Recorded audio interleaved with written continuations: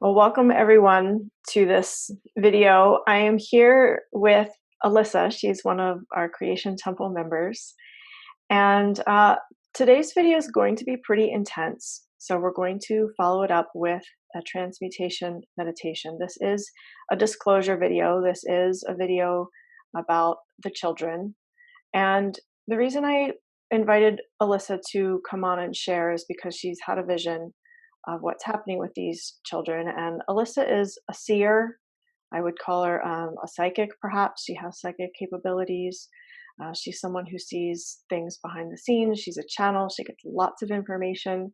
And so I wanted her to share what she has seen.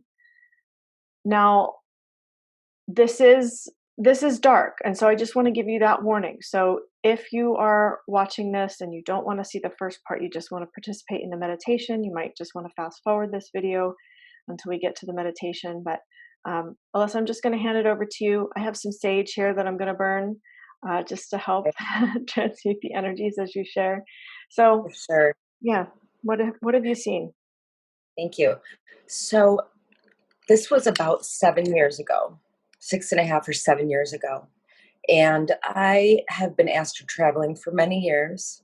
So I know the difference between dreaming, lucid, and me actually somewhere. However, this is quite different than anything I've ever experienced.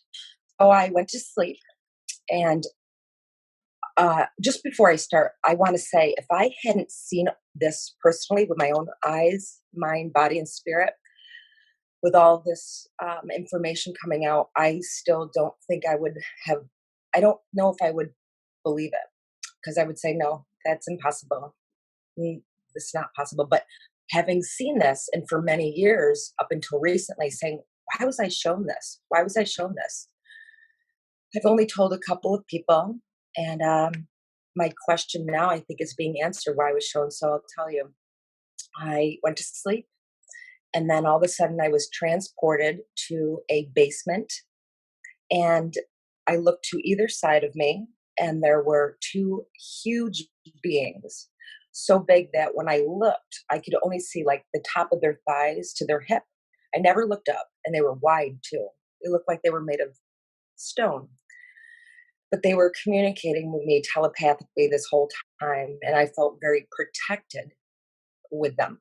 So I'm immediately in this basement. I look and I'm wearing my pajamas, like, okay. And I'm about 20 feet away from, there was a fireplace, and there were two couples, two women and two men. They were married. I knew they were very well off. They were very wealthy. And one of them, I believe, yeah, was their son. His name was Matthew. He was about 6 years old. And then there was another boy, the same age, size, but he was Spanish, or yeah. So, and they told me about that child. He was taken, and there's no resources, so he's not even going to be missed. That was what I got. He's gone, not even going to be missed. There's no way that anybody can find this other little boy. So what I witnessed, this is the part I try to block out the most, was they had a slab of stone in front of the fireplace, and there were two people on either side, and they were torturing and torturing these little boys individually, and just really doing very strange things, not just killing them, but just doing some really awful, awful things to them. And I was told they are trying to get something from the adrenal glands, the life force from the adrenal glands. And I know about any of this. So I witnessed that. And at that moment, I was so enraged that honestly, I just wanted to get to these people and destroy them. But the two guides told me to wait, just watch, observe. So we're on the first level, and I believe we were in Texas. I don't know if I said that. So they die, and then I'm taken up one level, to a beautiful green cemetery. And I'm at the cemetery at the funeral of the little boy Matthew who had died. And over about 30 feet away were the people that I saw kill him, his parents. They were in a line, a condolence line. They were accepting hugs and condolences. And I said, "Oh my gosh, I cannot believe they're actually acting sad. They just did this to their child." And then, so I was very enraged watching this. And then I saw Matthew, the little boy who had died, come from the other way, and he walked over towards me. And I manifested a little basket of toys for him. And my eyes were welling up with tears, and I pushed him back, and I said, "No, be strong, because he was smiling. And he walks over to me, and I bend down, and he said, "Don't be sad, Alissa." I said, "These are for you." He said, "Thank you. I don't want you to be sad, because I'm happy now." And I said, I'm glad you're happy." Sorry. He said, "Don't be sad. I'm happy now." And I said, "Good." He said, "Do you want to come with me?" And I said, "Yes, of course." The two guides at that point telepathically told me that they were going to be here on this level we are on now because they couldn't go to where we're going. I followed the little boy up through the clouds. The clouds opened up. And once we got on top of the clouds, to my right, there were two huge golden gates. And I believe there was one or two guards by the gates. And he said to me, and the gates were open for him. And he said to me, "I have to go in now, and I can't take these with me." Gave me back the toys. And he said, "And you can't come with me either." I said, "I know, honey." I said, "I love you, and I'll see you soon." And I gave him a big hug and kiss. And I waited until he walked through the gates. And at that moment, when he was done, I had one thing on my mind. It was to find the people that did this, because I was so mad. So I went down through the clouds, back through the cemetery, through the basement, the original level, and then down to the lower level. And the two guides were there waiting for me. And I got down there, and it was blacker than black. And you could hear water dripping, drip, drip. And it was the creepiest setting I've ever been in. And I said, "I'm going to go forward." And I was waiting for them to come with me because I was a little afraid. And they said, "No, you must go by yourself." So I said, "Okay." And I walked ahead, trying to feel my way around. And I could hear things. I'm not quite sure. And so I'm feeling around like a table, and I find a table, and I feel something on it. Kind of feels like skin or something. I make my way back, and I finally come to like a closet, and I look for a light switch, and I reach up and I pull down the light switch. When I did, what I saw, terrific thing I've ever seen. Um, there were the two people that his parents, they were hanging on hangers, but the hangers were inside of their skin. So they were torturing themselves, but they didn't want to, but they couldn't stop. They were trying to ask for my help, but at the same time, cutting out their tongues and sewing their lips shut while trying not to sew their lips shut. They were afraid of the darkness, so they were trying to see, but they were flipping their eyelids inside out and sewing them shut. They were dismembering parts of their body and putting them all the way across the room, knowing that they're not going to be able to get to them. And honestly, I said, "Oh," I was a little happy, but what I saw, you really do get what you give, more than what you give. So I just slowly backed away, and there were the four people that I saw originally. A couple of them were not in one piece, but I walked backwards. And as soon as I walked backwards and hit my guides, I was beamed back into my bed, and I sat up. and I Googled alien abductions, but I don't think they were aliens. So that is what I saw. Well, that's what I experienced almost 7 years ago. And now with everything coming to light, it, for me, I never doubted it because I said, "Oh, that's what I saw. Adrenochrome, the Yeah. adrenal glands. That's what they were doing." And yeah, So you saw this before you knew anything about adrenochrome, before you knew and anything about sex trafficking, this child abuse that they do. mhm.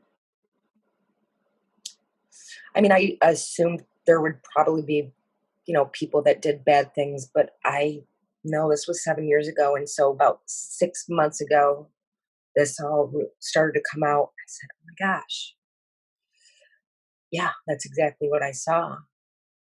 Yeah. Yeah.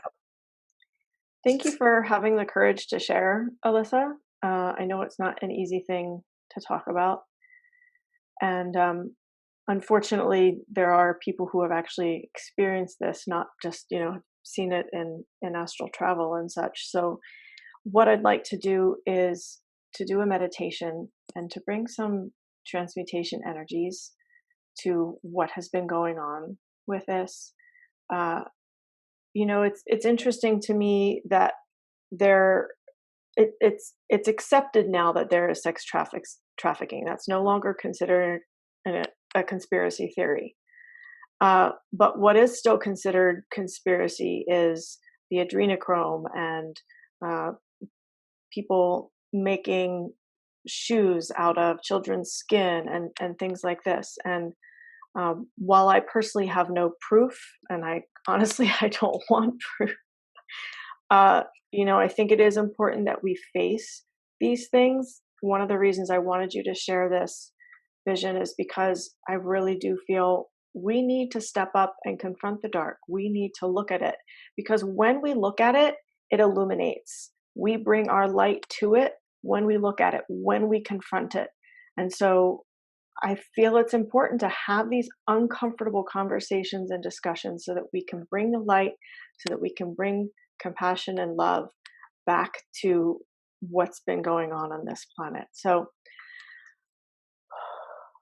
I'll just invite everyone to close your eyes and just get in a comfortable position. And just for sound quality, I'm gonna mute you, Alyssa, for now. Okay. All right. So just get in a comfortable position and just begin by breathing deeply through your belly. And I'm first going to have you tune into your own body because if you are sensitive, if you're an empath, you're really going to feel what Alyssa has been talking about. And you're most likely going to feel it in your body, in your emotional field. So I'm going to have you start by tuning into you and just clearing your own field, your own body, your mental body, your emotional body. So take a deep breath and tune into your essence. Come back to your energy. And the fastest way to transmute this for yourself is to come back to your energy. So you can ask yourself, how does it feel to be with my energy and essence? How does it feel to be with my energy and essence? After everything you've just heard, come back to your own energy and allow the love and compassion that you have for all life and for all beings to well up within your heart. Allow the love and compassion you have for all life to move through your body and to be amplified within your heart, within your mind, within your spirit. Breathe with that love, and as you breathe, you're breathing deep within your body.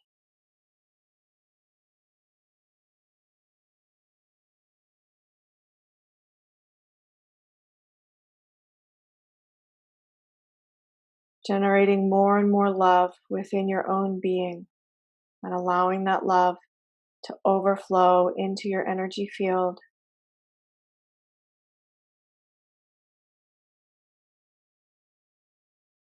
allowing that love to overflow into your energy field and then into the physical room where you are right now. Generating that love, moving it through your heart, moving it through your body and your mind and your spirit. Allowing that love to pour out into your home, into your neighborhood, into your city. Offering that flood of love to the children,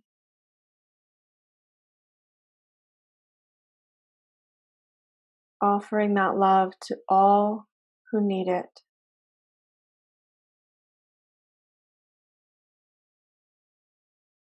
We're also going to ask Mother Earth to join in with us, to offer her love and compassion.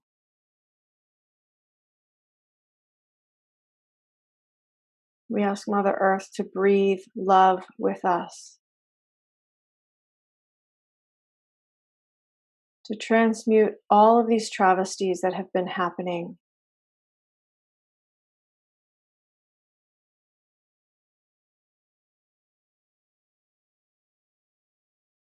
We call forth karmic justice to be done to those whom have persecuted these precious children.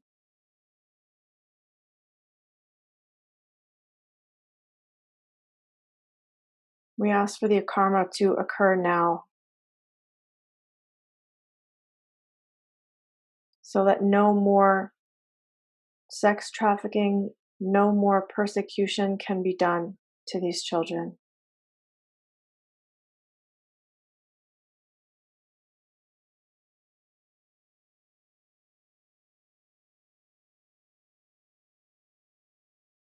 We invoke the laws of karmic justice now.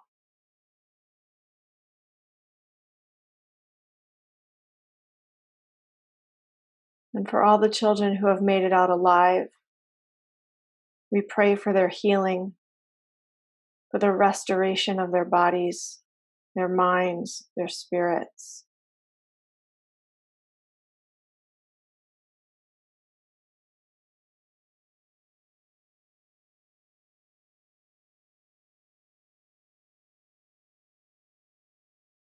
We ask for disclosure.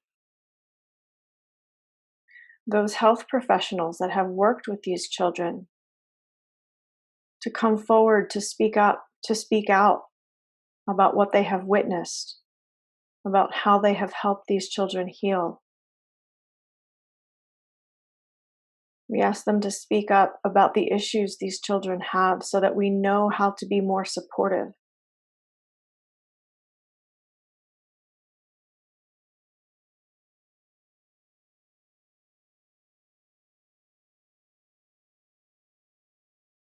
We call forth the Divine Mother, the Divine Father, to nurture and nourish these children,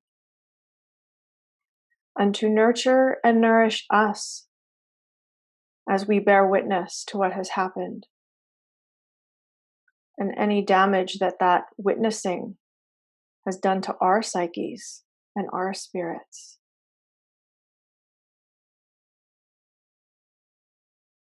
We call forth grace. In these times of chaos, illusion, we call forth grace and compassion for all beings.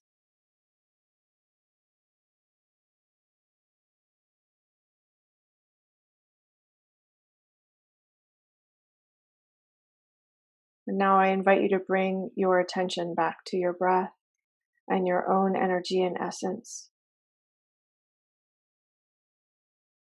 And ask yourself, how does it feel to be with my energy and essence?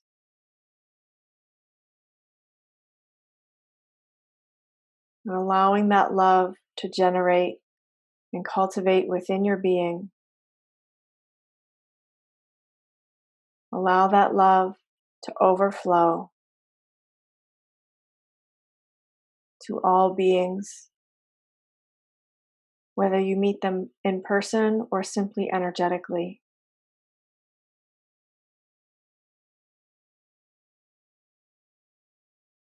Thank you, thank you, thank you. We now call forth the energies of the violet flame and all other energies of transmutation.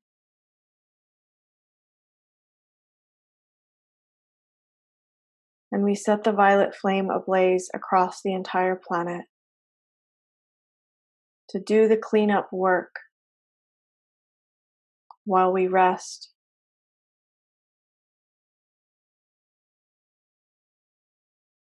We ask the violet flame to transmute all the energies of sex trafficking, pedophilia, child abuse, the persecution that has happened for these precious children. We bring in that holy fire to transmute it all to love.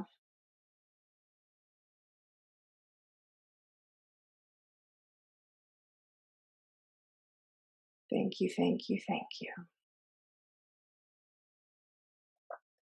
And Alissa, I'm just going to unmute you in case there's anything that you want to add. Actually, it's not letting me unmute you. You're going to have to do it yourself.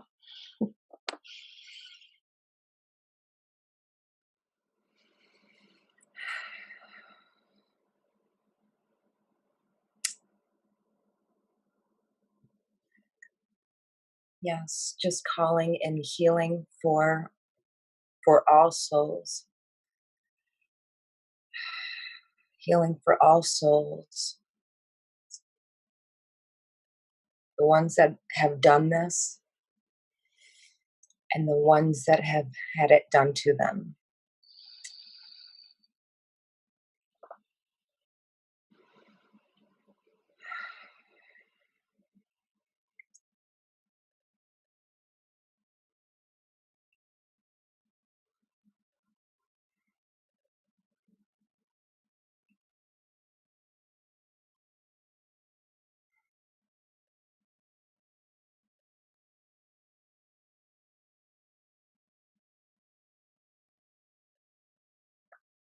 Well, just once more, I invite you to bring your attention back to your breath, your own energy and essence.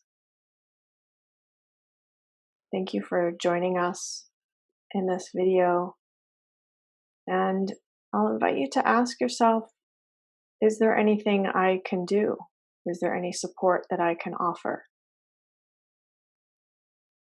These are not easy answers. You know, if you're not a trained psychotherapist or you're not trained to work with children, uh, there may not be anything practical that you can do.